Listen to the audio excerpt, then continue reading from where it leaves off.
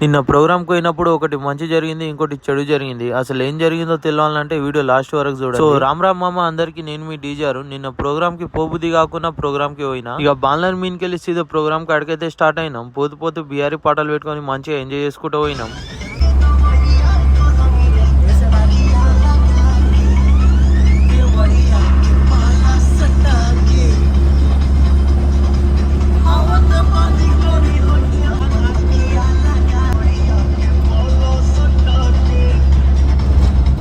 ఇక మేము బాల్నాడ్ side programme కి వచ్చినప్పుడు ట్రాఫిక్ లా మస్తు గుద్దల్దమ్ అవుతుంది మామ. ఎట్లనో అట్లా చేసి ప్రోగ్రామ్ కాడికి అయితే వచ్చేసినాం. ప్రోగ్రామ్ కాడికి వచ్చి 2 షార్పీలు కట్టుకొని డీజే అయితే సెట్ చేసుకున్నాం. మా ఆయనక శని ఉందో ఏమో మామ, మేము ఎప్పుడు ప్రోగ్రామ్ కి వచ్చినా వాన్ వస్తుంది. ఇక డీసెం మీద పడెం కప్పుకొని కరెక్ట్ లెవెల్ కి అయితే సౌండ్ చాలు చేసినాం.